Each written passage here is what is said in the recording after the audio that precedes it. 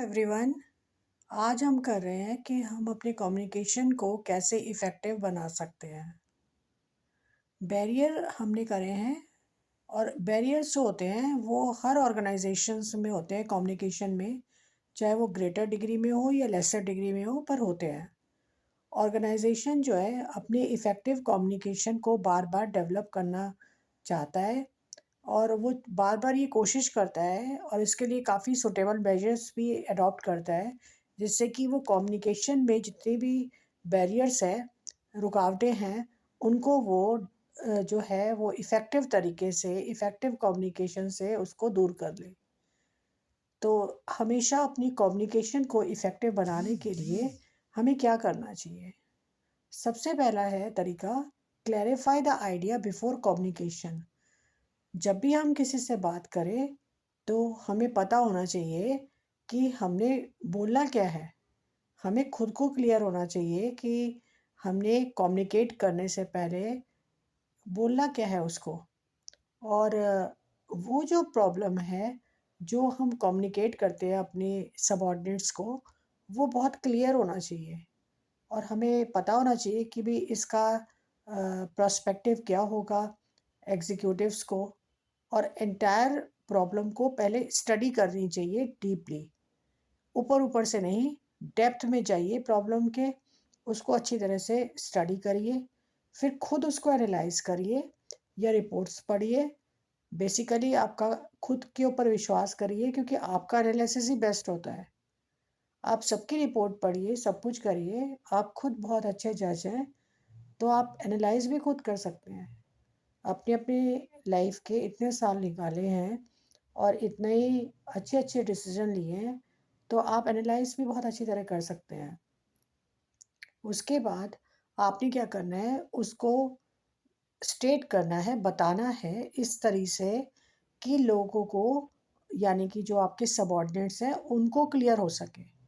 यानी कि आपके सबऑर्डिनेट किस तरह की लैंग्वेज यूज़ करते हैं, किस तरह बात करते हैं, क्या उनका अंडरस्टैंडिंग का लेवल है, आप उस लेवल पर जाइए।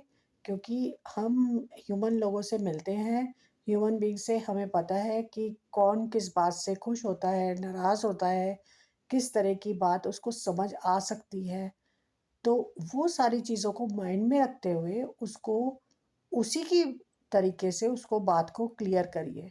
क्योंकि आपने जिस तरीके से बात क्लियर की, अगर वो तरीका बहुत ही हाई-फ़ाई है और वो समझ ही नहीं पाया, तो आपका कम्युनिकेशन वहीं पर ही फ़ेल हो जाता है। कम्युनिकेशन तो तभी इफ़ेक्टिव होगा जब आप खुद क्लियर होंगे कि आपको कम्युनिकेट क्या करना है।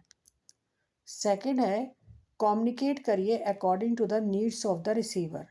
यानी कि लेवल ऑफ अंडरस्टैंडिंग रिसीवर की, वो कम्युनिकेटर को क्रिस्टल क्लियर होनी चाहिए।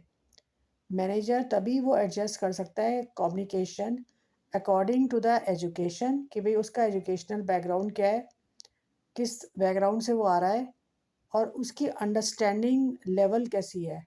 क्योंकि आपको अपने सबऑर्डिनेट को समझना चाहिए और आपने कुछ इस तरह से नहीं उसको कम्युनिकेट करना है कि वो अंडरस्टैंड ही ना करे, क्योंकि उतना उसका एजुकेशनल बैकग्राउंड नहीं है, ना उसने ज़िंदगी में उतनी वो चीज़ें देखी हुई हैं जो कि आपने देखी हुई हैं, ना ही एजुकेशन में भी वो आपसे बढ़कर नहीं है और ना ही उसकी उस तरह की अंडरस्टैंडिंग हो सकती है।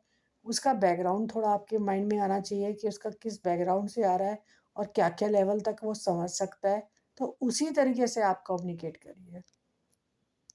इसके बाद है third point, consult others before communicating.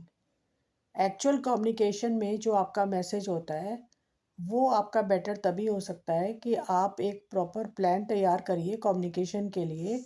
और जो भी पार्टिसिपेशन के लिए जो भी सबऑर्डिनेट की इन्वॉल्वमेंट हो, उसके साथ आप उसका विलिंगनेस, उसकी कोऑपरेशन, उसकी एक्सेप्टेंस पहले उस सबऑर्डिनेट की जीतने की कोशिश करिए।